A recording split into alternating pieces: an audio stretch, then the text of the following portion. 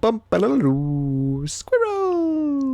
So hello, and welcome to another Legends of Runeterra video. My name is Chris, and we're back for our second video of the day. Earlier we touched on Pike and some of the cards that came out yesterday, and now, of course, we've got today's reveals as well.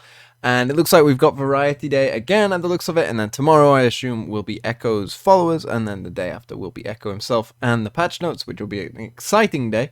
So let's just dive straight in to these cards. You can see we've got some Piltover and Zorn cards here to start with. So we have Boom Baboon, which is a very satisfying thing to say. In English at least. It's a 2-mana 3/1. When I'm summoned, to create a Flame Chompers in hand. Ooh, that's quite an interesting card to have. So, I mean, the thing is with this card is there's kind of like you have to find the balance, right? Of having enough cards to discard, and, you don't want to fill up your hand too much and draw too much, because then, you'll never discard your hand to level up Jinx, which is kind of an important part of the deck. But this seems really quite good, because couldn't you just replace, like, the 3 Flame Choppers with 3 Boom Baboons instead? And get like a free 2-mana 3/1.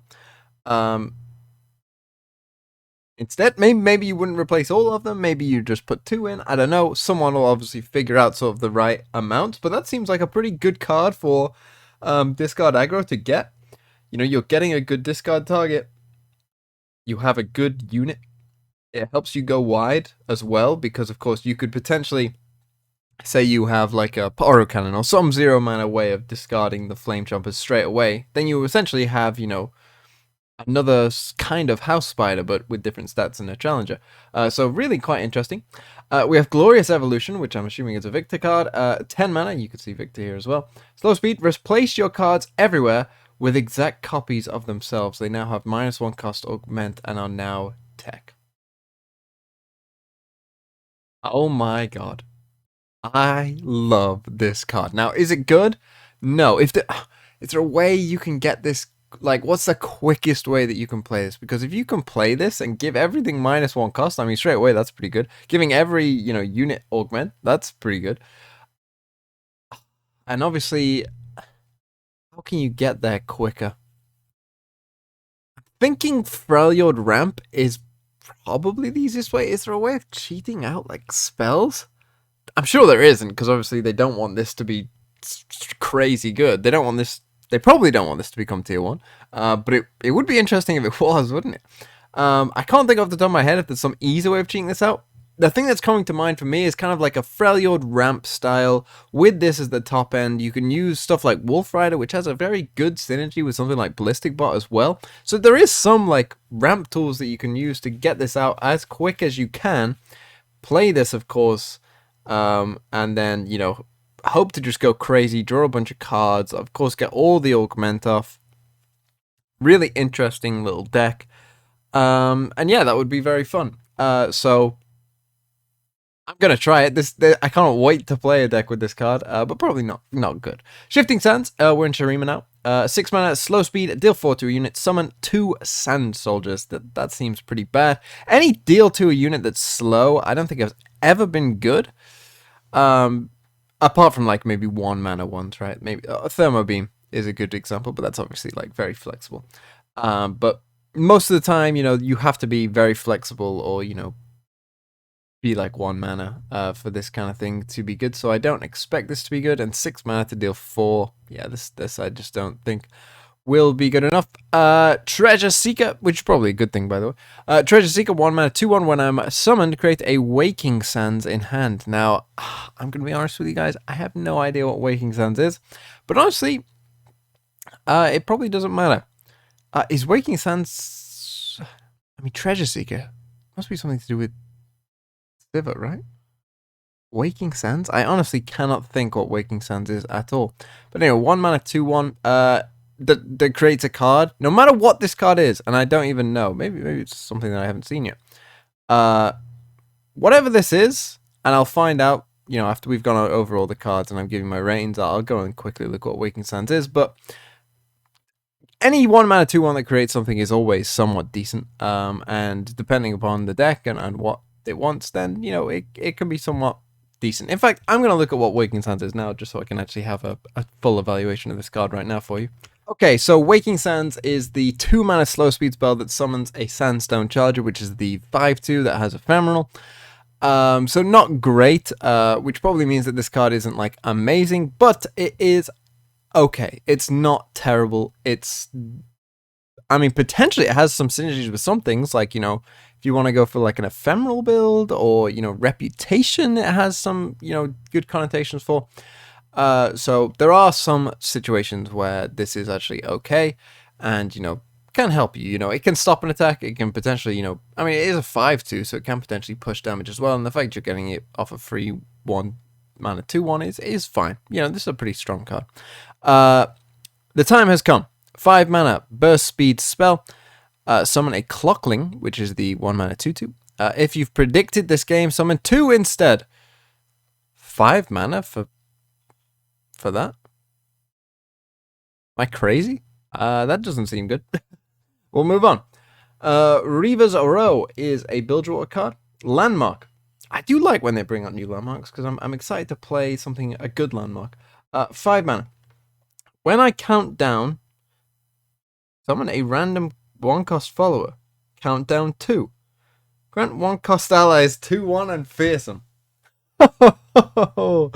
Okay, this is definitely my kind of card. I've always loved the 1-mana Bilgewater like deck. I've always loved that deck. It's always been one of my favorite decks, and so obviously I love this card and cannot wait to play it in that deck, because it's just going to be so much fun. And yeah, that's all I really have to say, because I cannot wait.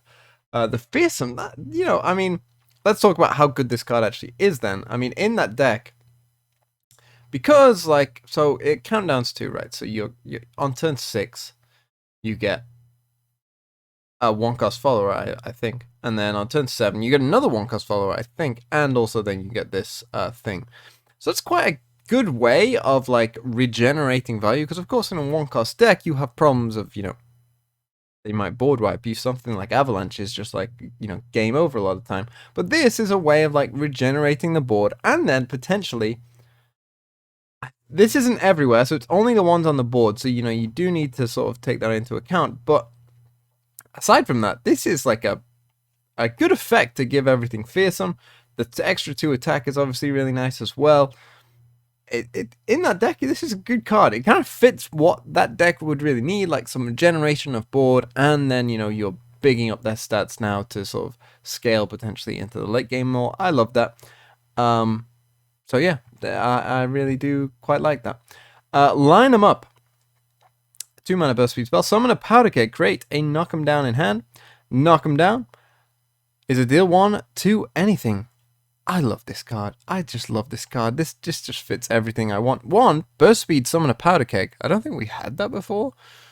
Unless I'm going crazy, but I don't think we've had that before. But I'm glad that they're going that direction. It might even mean that they, you know, go that direction with something like more powder as well. Now this obviously is 1 mana, but it is a deal 1 to anything, and obviously with kegs, it's a deal 2 to anything. It is slow speed, but I like that it can go face. You know, I think that's probably where you'll want to use this kind of thing, where you do go face with it, kind of a burn deck, which you know is my kind of deck. Funsmith, you know, Bilgewater, Piltover and Zorn. Let's go. Outside of that though, like, you know, you do have a keg. You do have to be a bit careful. But it's not bad. It's not bad at all. This is a decent card, I think. Not great. Okay, I would say this is an okay card. And finally, Volunteer Elnuk. Oh my god. Is an Elnuk in Piltover and Zorn. A 3-mana 3/3. Whenever someone create a random Elnuk in the top 6 cards of your deck. It's a 3/4. Sorry, not a 3/3. Okay. So, as they print more and more Elnuks, and I always thought, you know, I was talking earlier about how they've created kind of synergies for, like, birds in Demacia, and Yetis, you know, have got more synergies. I'd always thought, well, they're going to be careful with Elnuks, though, because Elnuks, for those of you who don't know, once upon a time, there existed a deck which Troop of Elnuks was, weirdly, believe it or not, the best card in the game. And basically, all you had to do was put in 3 Troop of Elnuk and 3 of the Bull Elnuk, and they would regularly get, like, you know, on turn 5, get like 4 Elnuks out. And that would be way too much stats and, you know, way too much board presence for any other deck to have any real chance of winning the game at that point. And so they changed the numbers, and I always thought, yeah, they might probably not print too many Elnuks in the future, but here this is quite interesting. It's very interesting that they've gone in the another region with it, and that's probably a good idea because I don't think that you want a return of the Troop of Elnuk meta. It really isn't fun when your opponent just drops like, you know, like 15, 20 worth of stats on you on one turn. Like it really does kind of like ruin the game. And so really interesting card, and obviously like not a bad card either. You know, again, you could try Elnuks with this. It won't be that bad because, you know, it's a 3-mana 3/4. That's already pretty good. You know, that's a good stat line that is doing something for you in that deck. It will only go in that deck, I assume, but I really do like the design of this card, and so with that said, let's just quickly sort of wrap this up and give some grades to these cards. Boom Baboon. I can only really see this going in. Well, actually, that's a good point. Can I see this in other? You could play this in other decks, couldn't you? You could play this in other decks because if you're playing a deck with Rummage, then you also have a great Rummage target, and you're playing Rummage in a lot of different decks. So you could see Boom Baboon come around. Like, this is just a solid, pretty solid card in general. Yeah, so this is like a 7.5, I think, out of 10. Just a really solid card. You know, nothing much more to say. Glorious Evolution, unfortunately, is not what I would call a solid card. It is obviously like a complete build around 10 mana card, and anyone who's played Runeterra for probably more than a day knows that those tend to be very bad. And this one, unfortunately, I don't think goes anywhere else than in the very bad category, like a 2 or 3 out of 10.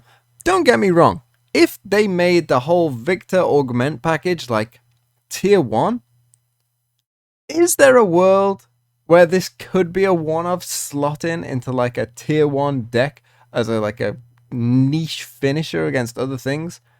Maybe, but unfortunately Augment and Victor are not tier 1 and are pretty far away from tier 1, and then this card also isn't really going to help get them out of that. So yeah, not great. Shifting Sands is like also another card where I'm like, this isn't great.